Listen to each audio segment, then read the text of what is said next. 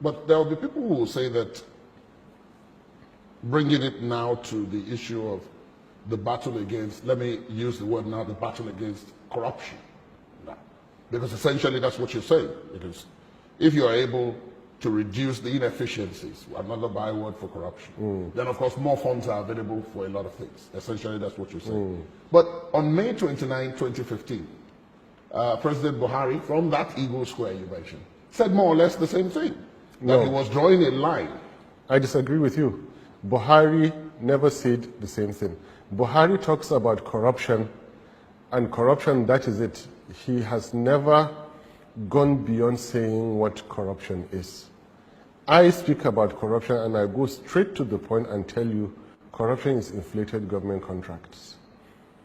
And I can, forgive my language, academically tell you that I have never heard, for all the years that Buhari has been fighting corruption, anything for him to even indicate that he understands how corruption is perpetrated in Nigeria. Very quickly, I'll tell you, there are 7 different ways.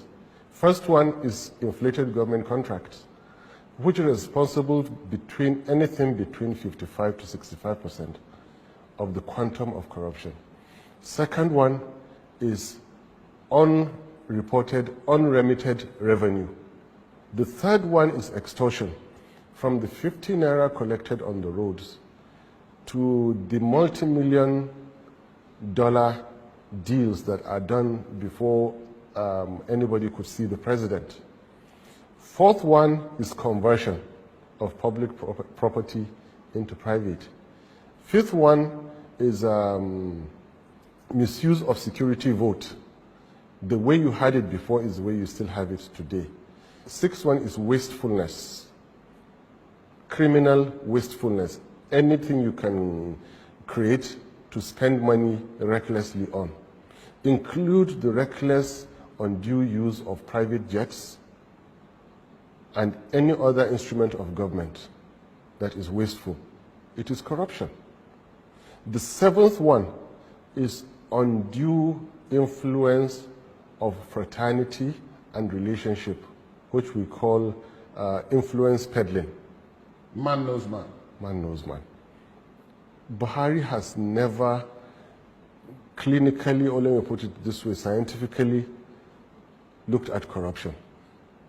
The corruption does not perpetrate itself. There are ways that it happens. Now, out of these 7 areas I told you, some are administrative, some are legal. And you will be sad to find out that about 70% of the way corruption is done in Nigeria is simple administration. So what President Buhari said in the Eagle Square is mere rhetorics since 1984. Mere rhetorics. Buhari has never fought corruption till this moment.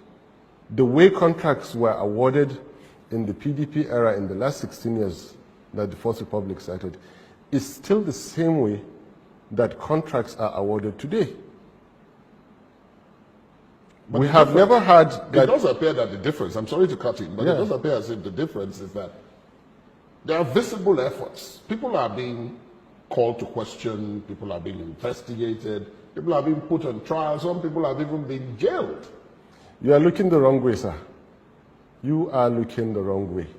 And it is this typical kind of mentality that Buhari has harvested throughout his political career. Now, the mere fact of arresting somebody does not address the issue of corruption. It addresses the criminality aspect.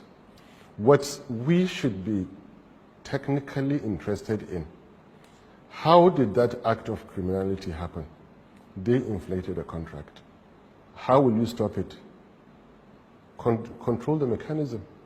You no longer can inflate contracts because there are limits to what you can add.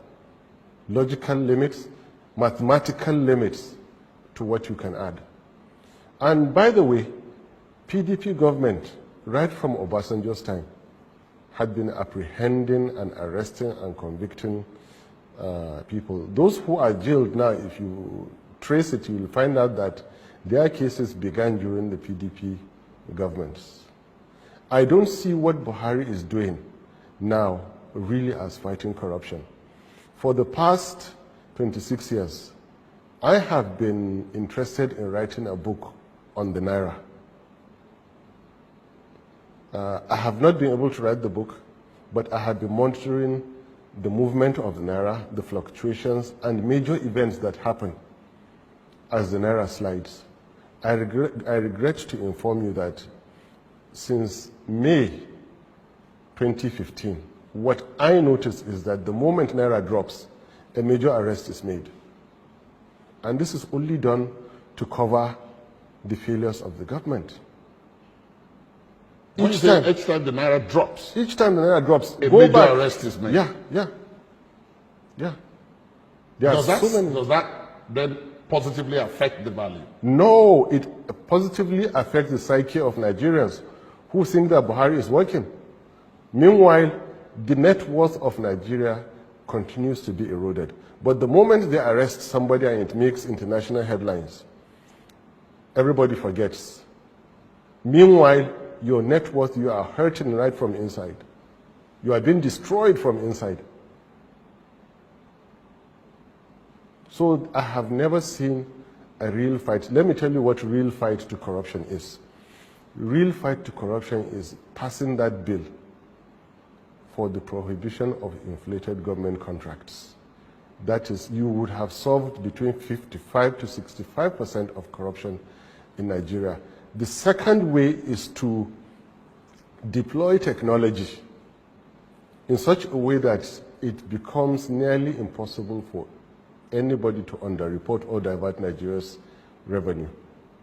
Now you're talking about MDAs, which are supposed to remit revenue. Deploy the right technology.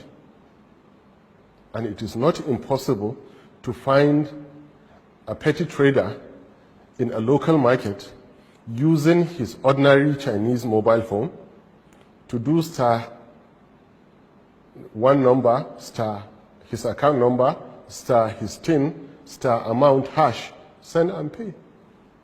Simple. Go online and print your certificate and have it on your wall.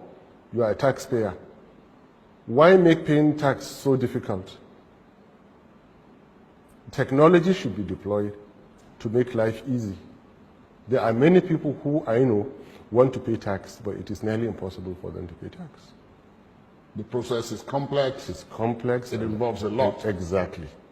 And costs as well. Exactly. And then you can lead by example to stop extortion. Because when you surround yourself in the villa with friends and relatives and cronies, the natural tendency is for them to extort money from business people, from politicians before they get to see you. So don't do that.